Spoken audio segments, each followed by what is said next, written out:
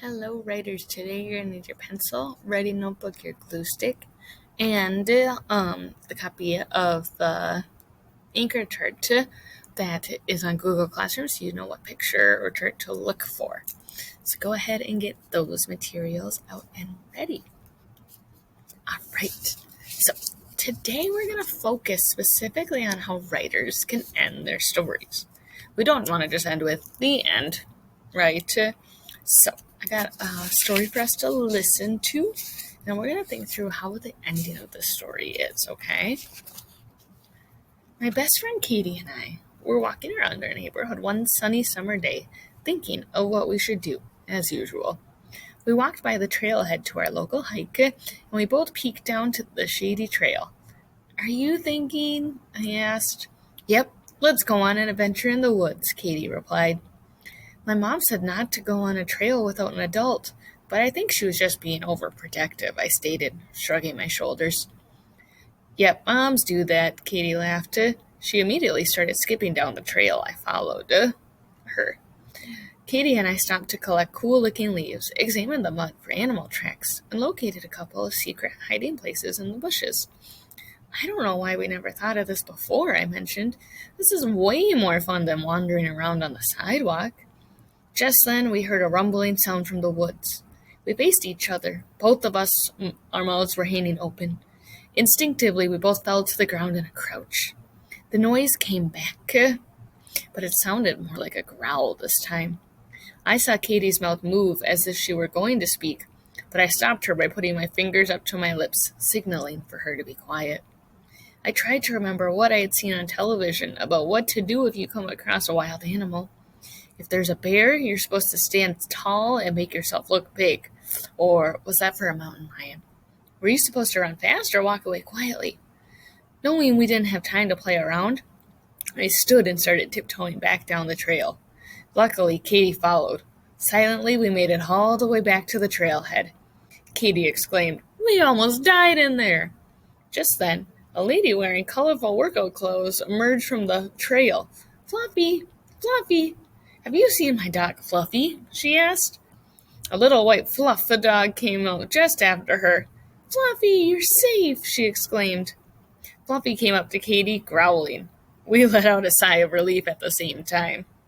We never found out if it was Fluffy or a wild animal growling at us in the woods.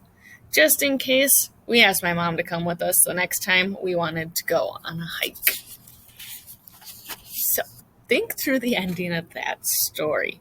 How did the author end their story? Did she just write the end? Does her ending take place at the same place and time as the rest of her story? Well, it doesn't really seem to, right? Because it's talking about a future time. We said, we asked my mom to come with us the next time. She's talking about something that kind of relates to the story, but is more in the future and references something important that happened in our story. Like, we don't know if it was Fluffy. So we're going to do some practice with our anchor chart. So go ahead and get yours ready to go. Okay. So think through your anchor chart, okay? We want to try and end in the moment, okay? So think, when does your story take place? And where does your story take place?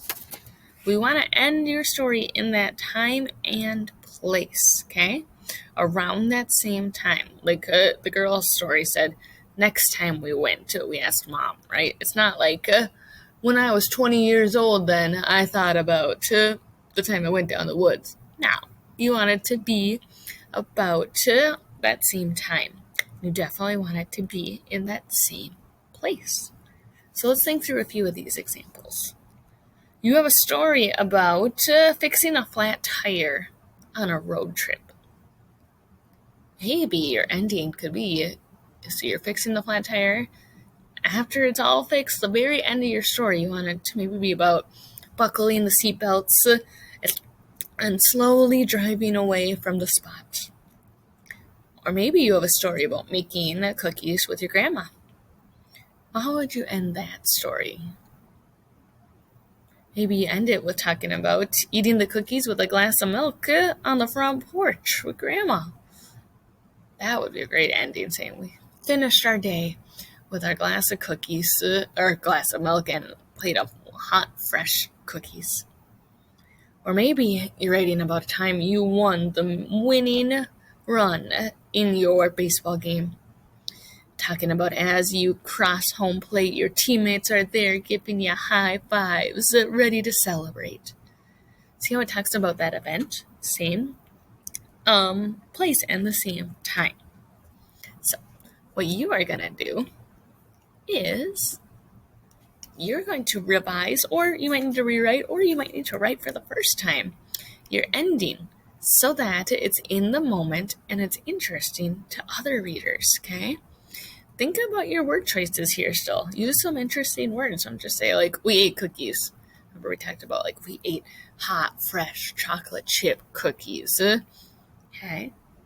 So you're going to work on making your ending. It doesn't need to be long. Just a sentence or two at most, even. Okay? So you're going to work the entire time. And if you finish before your timer is up, go to that more stories section to keep writing. Working on writing, stretching that writing muscle. Okay? Let me know if you have questions. Otherwise, I can't wait to see how your ending to your story is. Take care.